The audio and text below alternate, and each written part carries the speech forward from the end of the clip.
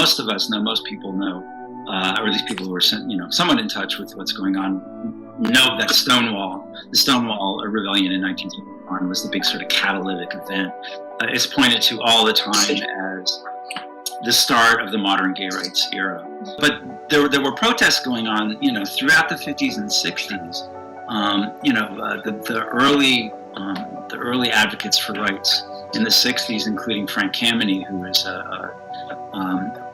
eventually became, he lived in Washington, D.C., was an astronomer who was fired by the federal government for being homosexual, started protesting in front of the White House. I think the real sort of defiant activism that would mirror, say, the early 60s that you saw by Frank Kameny and Barbara Gittins and people like that, came about during the AIDS crisis. It's one thing to have, these gay men and lesbians going around protesting and wanting the right to, do what they want to do sexually or organically or whatever. It's another thing when they're dying in large numbers.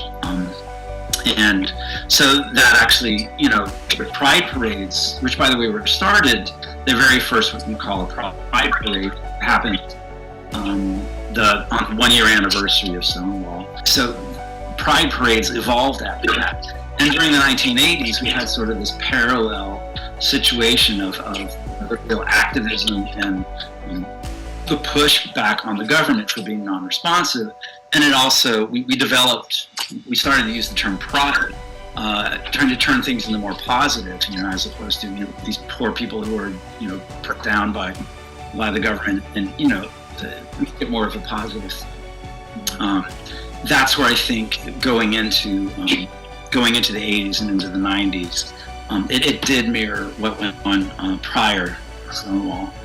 I think the current pride parade is just mostly, the ones that I've been to are mostly about just sort of celebrating us. We're here, we're sort of celebrating our culture and celebrating successes. We need to have the community named by name, sexual orientation, and gender identity in the civil rights laws, the Title VII part of.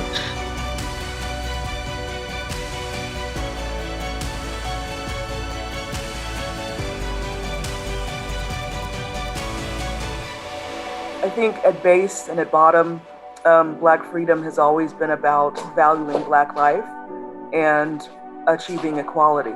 But sort of the way in which that message was packaged depended on the period. So the beginning of the civil rights movement, I place the beginning in the 1930s and 1940s. Going back to the 40s, A. Philip Randolph and the Brotherhood of Sleeping Car Porters created a March on Washington movement, right, where they threatened to march on Washington to bring, at first it was 10,000, and then as the negotiations continued, there was an escalation. So, we're not just going to bring 10,000 Black people to DC to protest. We're going to bring 100,000 Black people.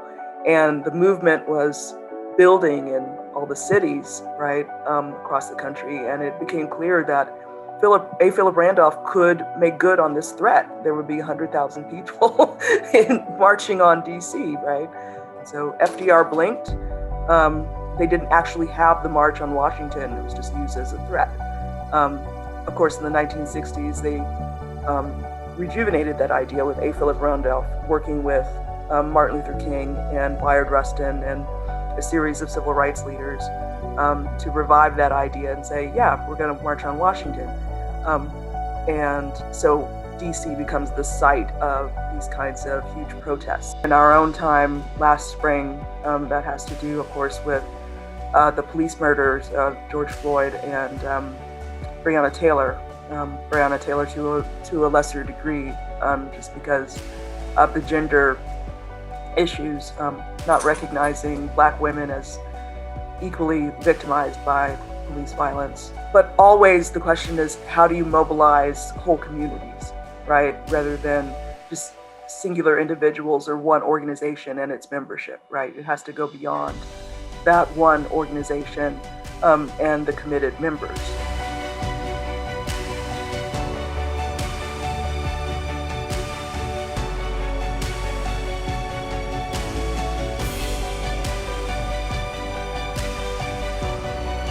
We can go back to the late 1960s, which is when women's liberation emerges alongside a number of other social movements, the civil rights movement, the Chicana rights movement, different social movements working to foment radical change in society. Women's liberation, at least one arm of that movement, is definitely a piece of that emergence.